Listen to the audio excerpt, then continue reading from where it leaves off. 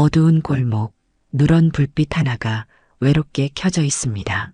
예순이라는 나이가 무색하게 붉은 립스틱을 바른 채 창가에 앉아 있는 저는 이제 하루에 손님 하나 오기도 힘든 상황입니다.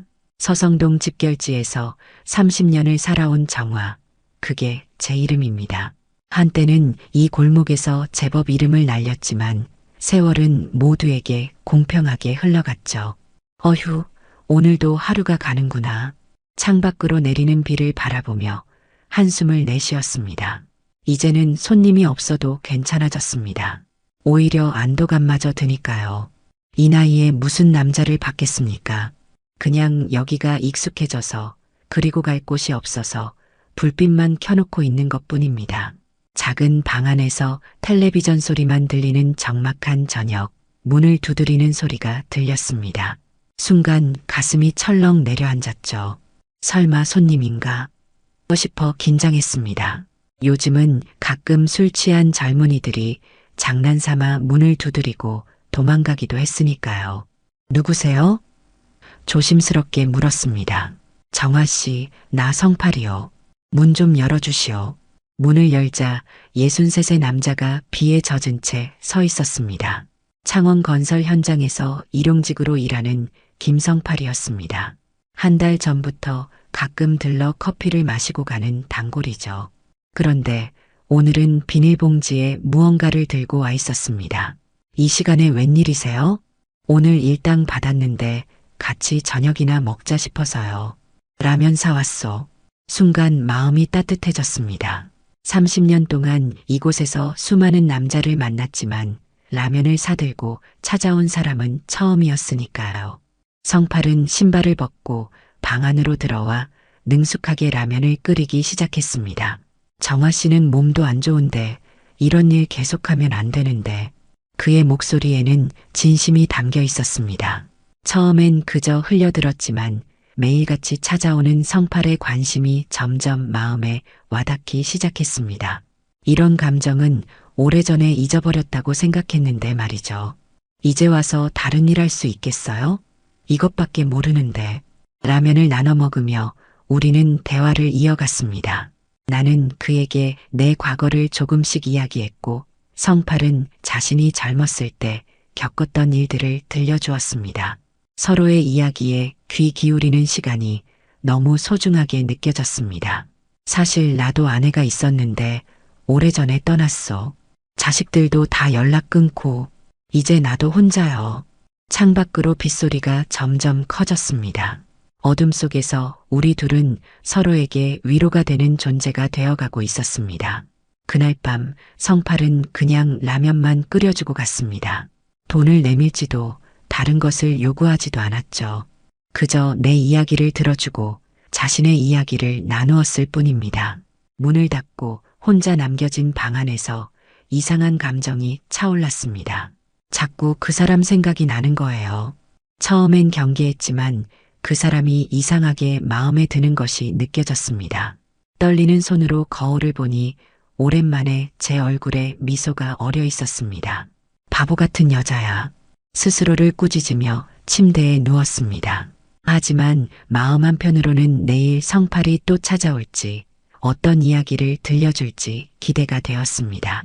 이 나이에 이런 감정을 느낀다는 것이 부끄럽기도 했지만 한편으로는 아직 살아있다는 증거 같아 기뻤습니다. 빗소리를 들으며 생각했습니다. 이 골목에 아직도 내 등불이 켜져 있는 이유는 뭘까요? 그저 습관일까요? 아니면 누군가 찾아오길 바라는 마음 때문일까요? 오늘처럼 누군가 내 이야기를 들어주길 바라는 마음 때문은 아니었을까요? 다음 날부터 성팔은 꼭 저녁이면 찾아왔습니다. 때로는 라면을, 때로는 김밥을 사들고 오곤 했죠. 우리는 함께 먹고 이야기를 나누었습니다. 그것만으로도 충분했습니다. 제가 30년간 살아온 이 작은 방에 오랜만에 웃음소리가 울려 퍼졌습니다. 정화 씨, 오늘은 내가 특별한 거 사왔어. 성팔은 비닐봉지에서 두부김치를 꺼냈습니다. 시장에서 사온 듯한 투박한 모양새였지만 그 마음이 너무 고마웠습니다. 어휴, 이런 걸 다 사오시고 돈 많이 버셨나 봐요. 오늘 특별히 일당을 더 받았소. 벽돌 나르는 일이 있어서 성팔의 거친 손을 보니 마음이 아팠습니다. 예순이 넘은 나이에 무거운 벽돌을 나르는 일을 하고 있다니 내 삶이 힘들다고 생각했는데 모두가 각자의 무게를 지고 살아가고 있었던 겁니다. 이제 그 일 그만해요. 내가 밥은 먹여줄게. 갑자기 성팔이 진지한 표정으로 말했습니다. 처음에는 그저 농담으로 받아넘겼지만 그의 눈빛은 진심이었습니다. 무슨 소리예요? 60 넘은 할머니한테 뭘 먹여준다고. 나도 60 넘었소. 우리 같이 의지하면서 살면 되지 않겠소? 정아 씨가 이런 생활 그만두길 바라오. 그의 말에 가슴이 뭉클해졌습니다. 정말 오랜만에 느껴보는 감정이었습니다. 누군가 나를 걱정해주고 내 미래를 생각해주는 사람이 있다는 것이 얼마나 큰 위로가 되는지 모릅니다. 그래도 우린 너무 늦었어요. 이제 와서 무슨 늦은 게 아니오. 아직 살아있잖소. 함께 있으면 덜 외롭지 않겠소? 창밖으로 비가 내리기 시작했습니다. 작은 전기 히터 하나로 간신히 방을 데우고 있었죠. 성팔은 내 손을 조심스럽게 잡았습니다. 그의 손은 거칠었지만 따뜻했습니다. 그 온기가 내 차가운 몸을 데워주는 것 같았습니다. 살다 보면 사람 정이 제일 무서운 거예요. 마음속 깊은 곳에서 나온 말이었습니다. 무서워하지 마시오. 내가 정아 씨 지켜줄 테니. 그날 밤 성팔은 내 손을 잡은 채로 오랫동안 떠나지 않았습니다. 우리는 그렇게 아무 말 없이 서로의 온기를 나누었습니다. 그의 눈빛에서 진심을 느꼈고 저도 모르게 마음의 문을 열게 되었습니다. 며칠 후 성팔은 작은 전기장판을 사들고 왔습니다. 정아 씨 다리가 차갑다고 했잖소. 이거 깔고 자요. 이렇게 소소한 선물들이 쌓여갔습니다. 때로는 따뜻한 양말, 때로는 약국에서 산 파스. 크고 비싼 것들이 아니었지만 그 마음이 얼마나 값진지 모릅니다. 오랜 세월 수많은 남자들을 만났지만 이런 따뜻함은 처음이었습니다. 정아 씨, 나랑 같이 살자는 게 아니오. 그저 서로 의지하면서 남은 생 좀 더 따뜻하게 살자는 거요. 그의 말에 점점 마음이 기울어 갔습니다. 이 어두운 방을 벗어나 조금은 다른 삶을 살 수 있을까 하는 희망이 생겼습니다. 그동안 꿈꿀 엄두도 내지 못했던 평범한 노후에 대한 작은 꿈이 피어나기 시작했습니다. 때로는 성팔이 내 방에서 밤을 새우기도 했습니다. 하지만 그저 이야기를 나누고 서로의 손을 잡은 채 잠이 들 뿐이었습니다. 그것만으로도 충분했습니다. 살아온 세월만큼 깊은 외로움을 안고 살아왔으니 누군가의 온기만으로도 위로가 되었습니다. 정아 씨, 우리 이제 여기서 나가요. 더 나은 곳에서 살 수 있을 거요. 비 오는 창가에 앉아 함께 차를 마시며 성팔은 미래를 이야기했습니다. 그의 말 한마디 한마디가 내 마음속에 희망의 씨앗을 심어주었습니다. 이제는 매일 밤 그를 기다리는 것이 일상이 되었습니다. 찬바람이 불기 시작한 어느 날 골목 입구에서 여성들이 모여 이야기하는 소리가 들렸습니다. 호기심에 나가보니 우리 같은 여성들이 모여 무언가를 열심히 논의하고 있었습니다. 정아 언니 알고 있어? 창원시에서 우리같이 나이 든 여성들한테 보상금 준다는 얘기 있더라. 옆방에 사는 숙자의 말에 귀가 솔깃했습니다. 수십 년 동안 이 생활을 해온 우리 같은 사람들에게 보상금을 준다니 믿기 어려운 이야기였습니다. 무슨 소리야? 누가 우리한테 돈을 준다고? 진짜야. 집결지 정비한다고 우리 같은 사람들 보상해준대. 숨어서 일한 증거만 있으면 2천만 원까지 준다더라. 2천만 원이라는 숫자에 심장이 빠르게 뛰었습니다. 그 돈이면 작은 월세방이라도 얻어 이곳을 떠날 수 있을 텐데. 하지만 곧 현실을 깨달았습니다. 나는 기초생활수급자로 등록되어 있어서 대상이 안 될 거라고 생각했습니다. 나 같은 수급자는 안 될 거야. 그쪽으로 등록되면 수급비 끊기잖아. 숙자는 고개를 저었습니다. 아니야, 내 친구는 수급자인데도 이의 신청 넣어서 됐대. 한번 신청해봐, 언니. 그날 오후 성팔이 찾아왔을 때 이 이야기를 털어놓았습니다. 그는 내 말을 진지하게 들어주었습니다. 정아 씨, 한번 신청해 보시오. 그 돈 받으면 여기서 나갈 수 있을 거요. 근데 진짜 될까요? 내가 기초수급자라. 숙자 씨 친구도 됐다면서요? 한번 해봐요. 안 되면 안 된 거고. 성팔의 격려에 용기를 얻어 다음날 주민센터를 찾았습니다. 담당자는 처음엔 난색을 표했지만 이의신청서를 작성하는 것은 도와주었습니다. 집에 돌아와 성팔에게 전화했습니다. 신청은 했는데 될지 모르겠어요. 걱정 마시오. 될 거요. 정아 씨도 이제 새 3살 자격 있어. 그렇게 몇 달의 시간이 흘렀습니다. 매일 성팔은 변함없이 찾아왔고 우리의 관계는 더욱 깊어졌습니다. 그는 내게 오랜만에 느껴보는 안정감을 주었고 나는 그에게 의지하게 되었습니다. 그러던 어느 날 주민센터에서 연락이 왔습니다. 정아 씨, 보상금 2천만 원 수령 대상자로 선정되셨습니다. 다음 주에 서류 작성하러 오세요. 전화를 끊고 한동안 멍하니 앉아 있었습니다. 꿈만 같았습니다. 2천만 원이라니. 이 돈이면 정말 이곳을 떠날 수 있을까요? 그동안 상상조차 하지 못했던 평범한 삶을 살 수 있을까요? 떨리는 마음으로 성팔에게 전화했습니다.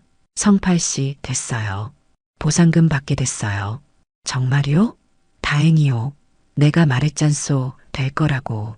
그날 밤 성팔은 특별히 소주와 안주를 사들고 왔습니다. 우리는 작은 방에서 소박한 축하 자리를 가졌습니다. 술잔을 부딪히며 미래를 이야기했습니다. 이제 정아 씨는 어떻게 하고 싶소? 글쎄요. 어디 조용한데 방이라도 얻어서 살고 싶네요. 내가 방 알아봐 줄까요? 내가 이것저것 아는 데가 있어. 성팔의 제안에 고마움을 느꼈습니다. 이제 나도 조금은 다른 인생을 살아볼 수 있을까요? 처음으로 진심으로 이곳을 벗어나고 싶다는 생각이 들었습니다. 정말로 그만두고 싶었습니다. 30년 동안의 이 생활을. 성팔 씨, 고마워요. 정말로요. 고맙긴. 우리 이제 서로 의지하면서 살아요. 그날 밤 창문 너머로 별을 바라보며 생각했습니다. 이제 내게도 새로운 시작이 기다리고 있을까요? 60년을 살아오면서 처음으로 진정한 희망을 품어보는 순간이었습니다. 보상금 수령 통지를 받은 후 성팔은 더욱 자주 찾아왔습니다. 우리는 함께 미래를 계획했습니다. 어디에 살지, 어떻게 살지, 그동안 꿈꿀 엄두도 내지 못했던 이야기들이었습니다. 정아 씨, 내가 알아보니까 장천동에 괜찮은 월세방이 있더라고요. 보증금 500에 월세 30. 어떻소? 성팔은 종이에 주소를 적어왔습니다. 그의 진지한 모습이 고마웠습니다. 처음으로 누군가가 내 미래를 함께 고민해주는 것 같았습니다. 그 돈으로 방부터 계약하자. 내가 집도 보고 올게. 성팔의 말에 잠시 망설였습니다. 2천만 원은 내게 있어 큰 돈이었고 제대로 관리해야 했습니다. 하지만 그동안 쌓인 믿음이 있었기에 천천히 고개를 끄덕였습니다. 그런데 돈이 아직 통장에 안 들어왔어요. 다음 주에 받는데요. 그럼 그 집 놓칠 수도 있는데 내가 알기로는 요즘 방 구하기 힘들다던데. 성팔의 말에 조급함이 밀려왔습니다. 이제 막 희망이 생겼는데 그 희망마저 놓치게 될까 두려웠습니다. 그날 밤 우리는 오랫동안 이야기를 나눴습니다. 정아 씨, 보증금 먼저 걸어놔야 그 집 안 놓치는데 혹시 통장에 돈 좀 있소? 보상금 받으면 바로 갚을 테니. 내 평생 모아둔 300만 원이 통장에 있었습니다. 기초생활비를 모아둔 소중한 돈이었지만 새 출발을 위해서라면 망설이다가 말했습니다. 300만 원 정도는 있어요. 그 정도면 충분하겠소. 내일 부동산에 가서 계약금부터 걸어놓자고요. 다음 날 성팔은 기쁜 얼굴로 돌아왔습니다. 다행히 그 집 아직 있더라고요. 내가 계약금 200 걸어놨소. 곧 보상금 들어오면 나머지 치르면 되겠소. 그의 말에 안도감이 밀려왔습니다. 진짜로 이곳을 떠날 수 있을 것 같은 희망이 커졌습니다. 성팔은 내 손을 잡고 진지하게 말했습니다. 정아 씨, 사실 나도 300만 원 정도 모아놓은 게 있어.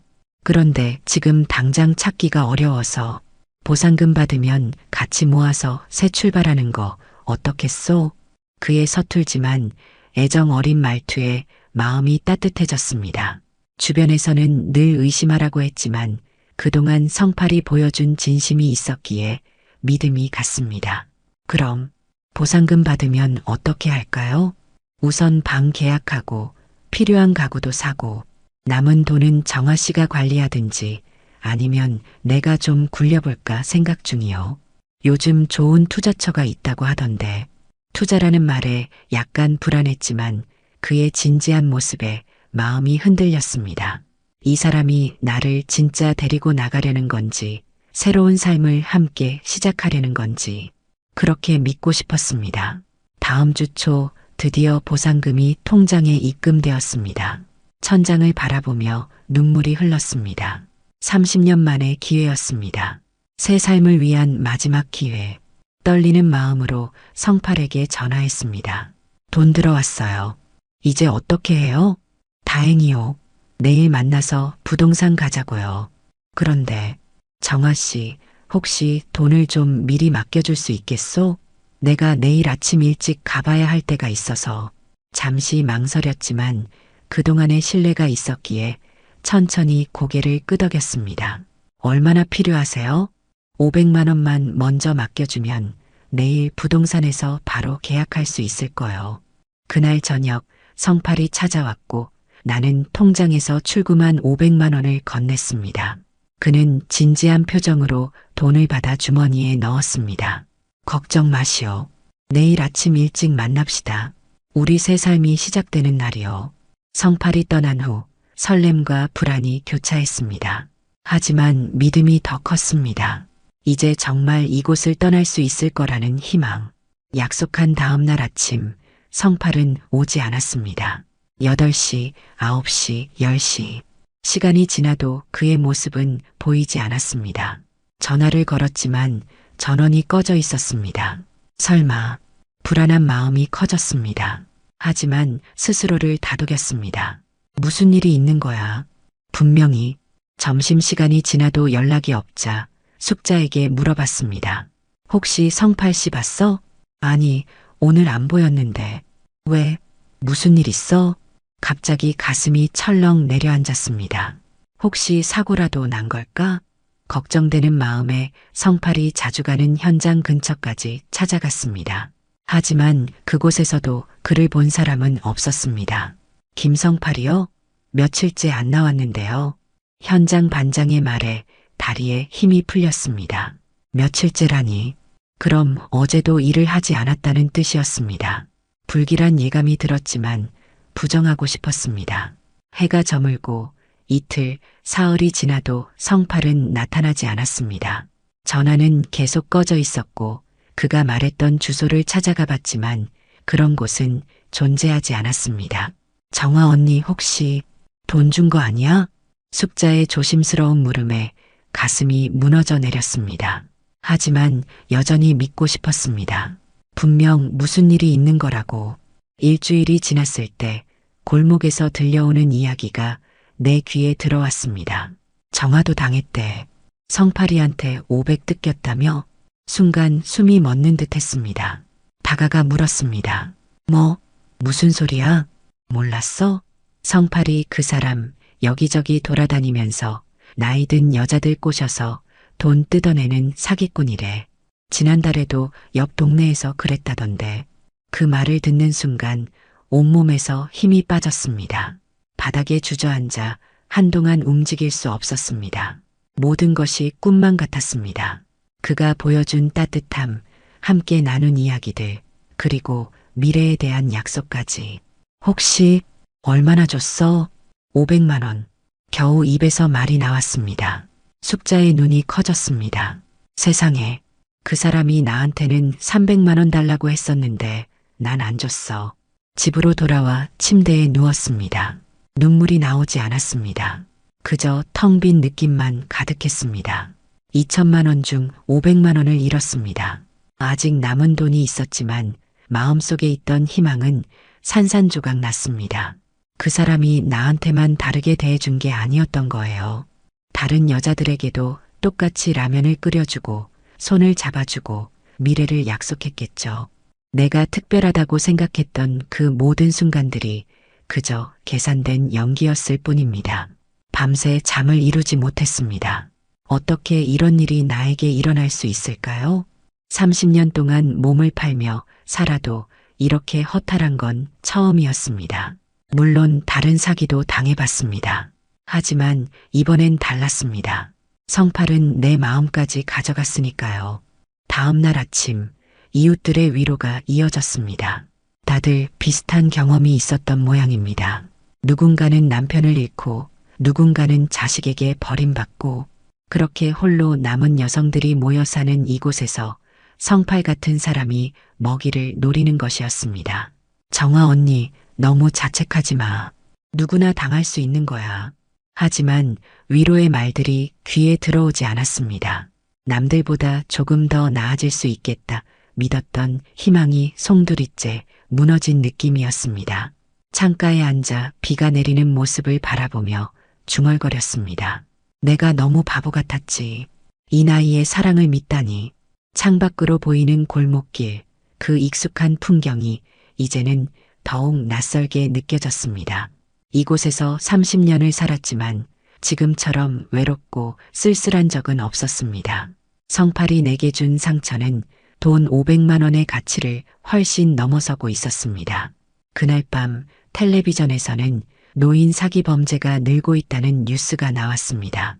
특히 홀로 사는 여성들을 노리는 사례가 많다고 했습니다. 화면을 꺼버렸습니다.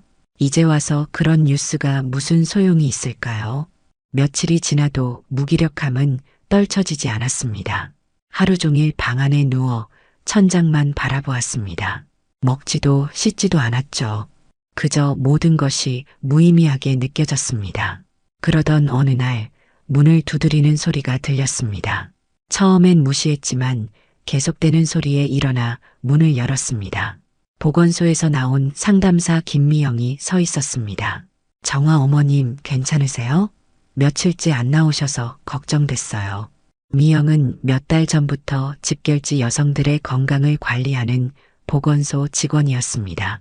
가끔 와서 혈압도 재주고 이야기도 들어주는 친절한 아이였습니다. 들어와요. 미영은 방 안으로 들어와 상황을 금세 눈치챘습니다. 어머님 무슨 일 있으셨죠? 모든 이야기를 털어놓았습니다. 성팔을 만난 일부터 보상금을 받게 된 일, 그리고 500만 원을 사기당한 일까지 이야기를 하는 동안 참았던 눈물이 쏟아졌습니다. 미영은 내 손을 꼭 잡았습니다. 어머님, 이건 사기예요. 신고해야 해요. 신고해봤자 뭐가 달라지겠어. 돈도 못 찾을 텐데. 아니에요. 이런 사람들은 계속 같은 짓을 반복해요. 어머님만이 아니라 다른 분들도 보호하기 위해서라도 신고해야 해요. 미영의 단호한 말에 고개를 들었습니다. 그녀의 눈빛에는 진심이 담겨 있었습니다. 그때 문득 깨달았습니다. 이대로 무너지지 않기로 결심했습니다. 미영의 도움으로 다음날 경찰서를 찾았습니다. 다리는 떨렸지만 더 이상 숨지 않기로 했습니다. 경찰서에 들어서니 낯선 환경에 가슴이 조여왔습니다. 이곳에 온 게 얼마만인지, 마지막으로 경찰서에 온 건 10년도 더 전 단속에 걸렸을 때였으니까요. 무엇을 도와드릴까요? 젊은 여경이 물었습니다. 저 사기를 당했어요. 미영이 대신 상황을 설명해 주었고 우리는 담당 형사와 상담실로 안내되었습니다. 40대로 보이는 남자 형사가 친절하게 맞이했습니다.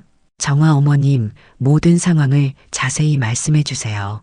처음엔 말하기 어려웠습니다. 내가 뭐라고 이런 곳에 와서 도움을 청하나 싶었습니다. 하지만 형사의 진지한 태도에 용기를 내어 이야기했습니다. 성팔을 만난 날부터 보상금 이야기, 그리고 500만 원을 건넨 일까지. 어머님, 혹시 그 사람과 주고받은 문자 메시지나 통화 기록이 있으신가요? 다행히 휴대폰은 버리지 않았습니다. 성팔과 주고받은 문자들, 통화 기록, 그리고 은행 입출금 내역까지 모두 제출했습니다. 형사는 꼼꼼히 메모하며 내 말을 들었습니다. 이런 수법은 요즘 많이 발생하는 노인 대상 사기입니다. 특히 혼자 사시는 여성분들을 노리는 경우가 많아요. 그럼 그 사람 잡을 수 있나요? 최대한 노력해 보겠습니다. 어머님이 제공해 주신 정보로 수사에 착수할게요. 경찰서를 나오는 길, 복잡한 감정이 밀려왔습니다. 아직도 성팔이 사기꾼이라는 사실이 믿기지 않았습니다. 그토록 진심으로 느껴졌는데 그의 따뜻한 미소, 거친 손바닥, 그리고 함께했던 시간들이 모두 거짓이었다니. 어머님 잘하셨어요. 이제 경찰에 맡기고 조금씩 일상으로 돌아가야 해요. 미영의 말에 고개를 끄덕였지만 마음속으로는 어떤 일상으로 돌아간단 말인가 하는 생각이 들었습니다. 이미 깨진 신뢰와 상처받은 마음을 안고 어떻게 살아가야 할지 막막했습니다. 골목으로 돌아오니 다시 켜진 불빛 아래 허탈하게 서 있는 내 모습이 보였습니다. 30년을 몸팔며 살아도 이렇게 허탈한 건 처음이었습니다. 하지만 이상하게도 마음 한구석에는 작은 불씨가 살아 있었습니다. 내가 멍청했지만 가만히 당하진 않을 거야. 그날 밤 오랜만에 일기를 썼습니다. 속마음을 다 털어놓고 나니 조금은 마음이 가벼워졌습니다. 그리고 다음 날부터는 다시 일상으로 돌아가기로 했습니다. 물론 예전과 같지는 않았습니다. 이제 손님은 받지 않고 그저 방에 불만 켜두었습니다. 아직 남은 1,500만 원으로 어떻게 새 삶을 시작할지 고민했습니다. 일주일 후 경찰서에서 연락이 왔습니다. 정아 어머님, 김성팔이라는 사람 검거했습니다. 다른 피해자도 몇 분 더 확인됐어요. 그 말을 듣는 순간 무너졌던 마음의 한 부분이 다시 일어섰습니다. 정의는 아직 살아 있었습니다. 미영과 함께 다시 경찰서를 찾았고 그곳에서 성팔의 전과 기록을 들었습니다. 유사한 수법으로 여러 노인 여성들을 속여온 상습 사기범이었습니다. 본명은 박영수고 김성팔은 가명이었어요. 다른 이름으로도 활동했던 것 같습니다. 성팔? 아니, 영수의 실체를 알게 되니 더는 그리움이 느껴지지 않았습니다. 그저 철저히 계산된 사기였을 뿐이라는 사실이 분명해졌습니다. 어머님 돈은 어느 정도 회수 가능할 것 같습니다. 하지만 시간이 좀 걸릴 거예요. 그 말에 안도감이 밀려왔습니다. 돈을 모두 찾을 수 있을지는 불확실했지만 적어도 그가 더 이상 다른 여성들을 속이지 못할 것이라는 사실이 위안이 되었습니다. 경찰서에서 나오며 미영에게 물었습니다. 미영 씨, 나 같은 사람도 새 삶을 시작할 수 있을까? 당연하죠, 어머님. 늦은 나이라고 생각하지 마세요. 이제부터가 진짜 시작이에요. 미영의 말에 용기를 얻었습니다. 그날 밤 창가에 앉아 서성동의 불빛들을 바라보며 생각했습니다. 이곳에서의 30년이 결코 쉽지 않았지만 그 시간이 있었기에 지금의 내가 있다는 것을, 그리고 이제는 새로운 선택을 할 수 있다는 것을. 성팔, 아니, 영수가 검거된 후 2달이 지났습니다. 그 사이 많은 일들이 있었습니다. 경찰 수사 결과 영수는 비슷한 수법으로 6명의 여성들에게서 돈을 가로챈 것으로 밝혀졌습니다. 재판 과정에서 저도 증인으로 서게 되었습니다. 허름한 운동화를 신고 법원으로 향하는 길, 가슴이 두근거렸습니다. 법정에서 그를 다시 마주하게 된다는 생각에 다리가 떨렸습니다. 미영이 옆에서 손을 잡아주었습니다. 괜찮아요, 어머님. 용기 내세요. 법정에 들어서니 영수가 피고인석에 앉아 있었습니다. 그토록 따뜻하게 느껴졌던 그 얼굴이 이제는 낯설게 보였습니다. 눈이 마주쳤지만 그는 금세 고개를 돌렸습니다. 아마도 부끄러움 때문이었을까요? 아니면 후회 때문이었을까요? 증인은 피고인과 어떤 관계였습니까? 판사의 질문에 차분히 대답했습니다. 처음엔 단골 손님이었습니다. 그리고 제가 믿었던 사람이었습니다.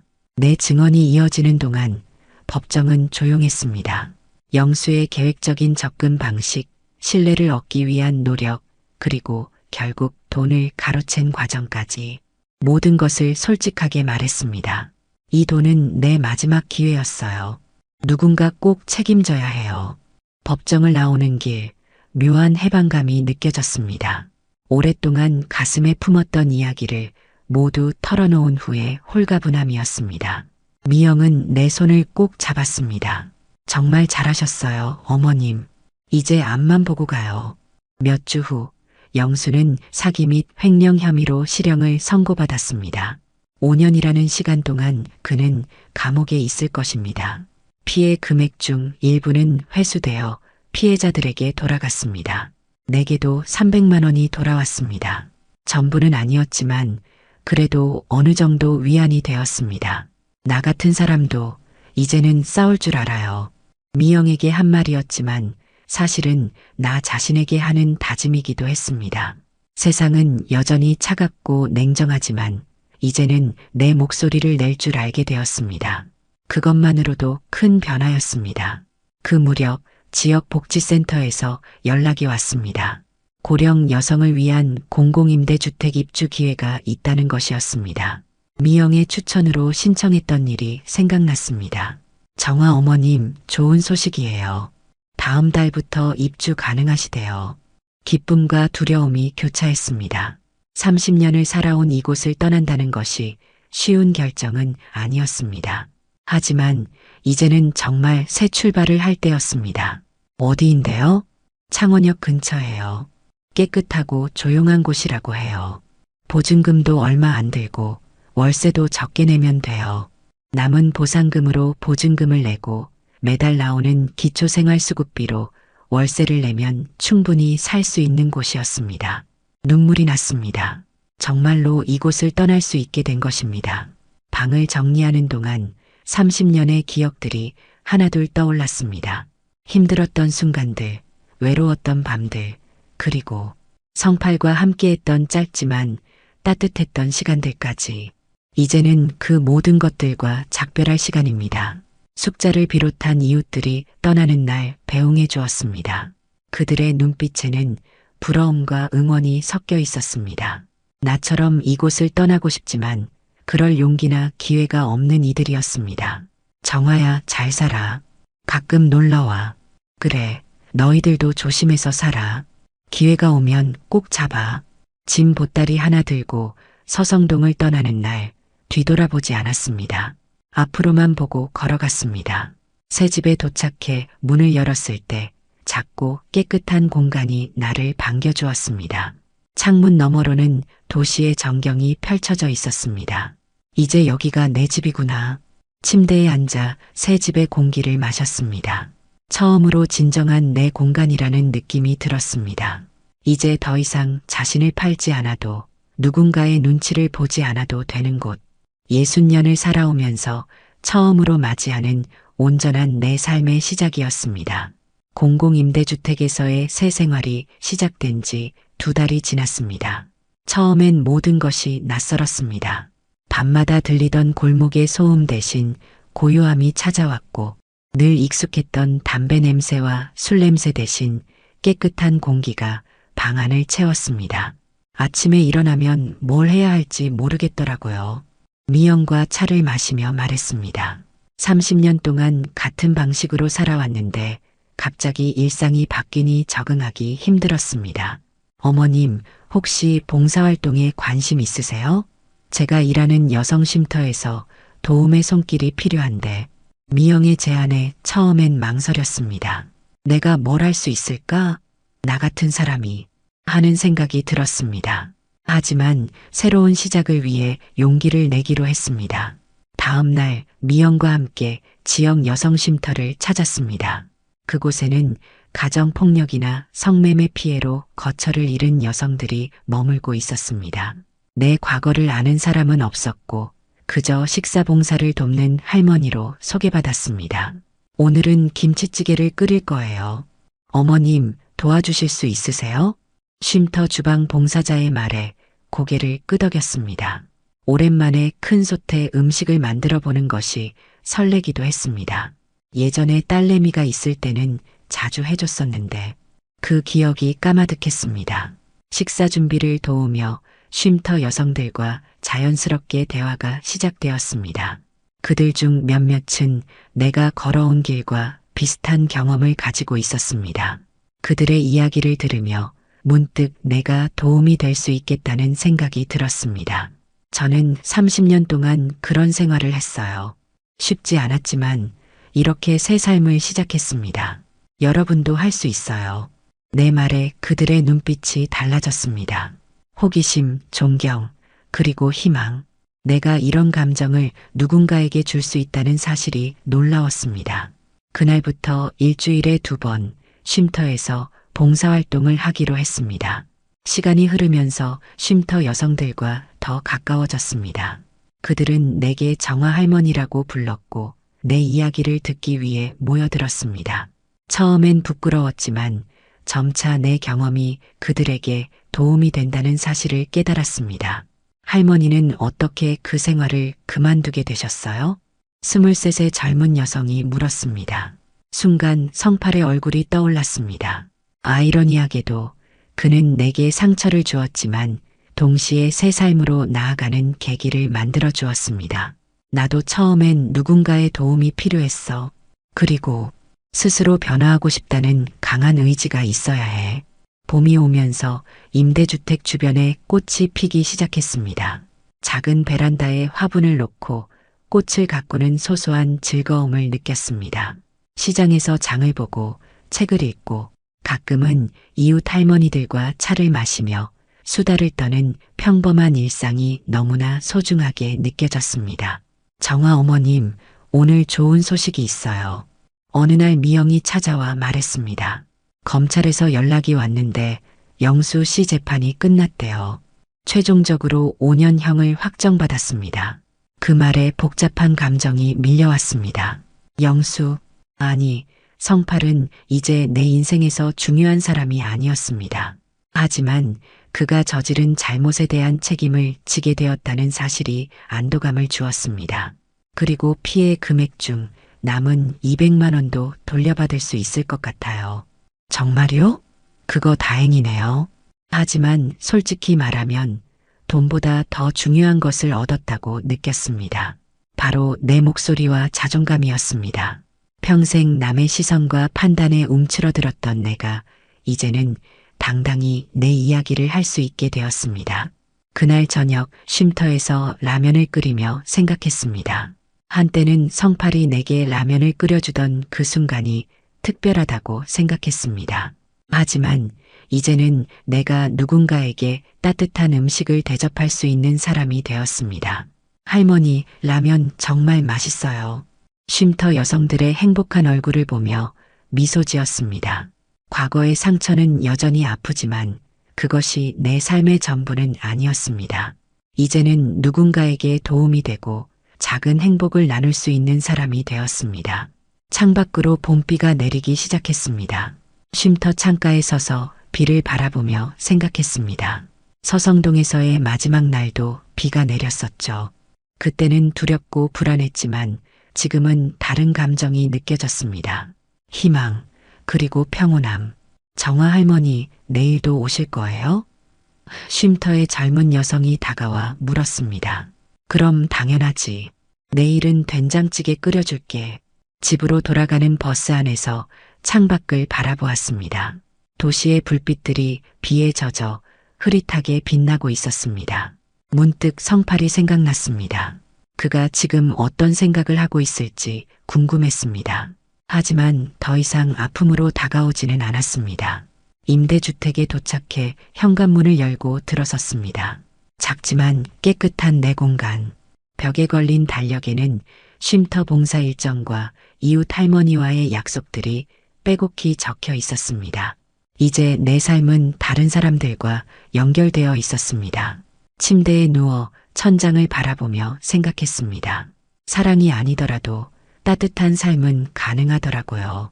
그 생각이 마음에 위안을 주었습니다. 다음 날 아침 햇살이 창문으로 비치자 일찍 일어났습니다. 오늘은 복지센터에서 노인 건강검진이 있는 날이었습니다. 그리고 오후에는 쉼터 봉사. 바쁜 하루가 기다리고 있었습니다.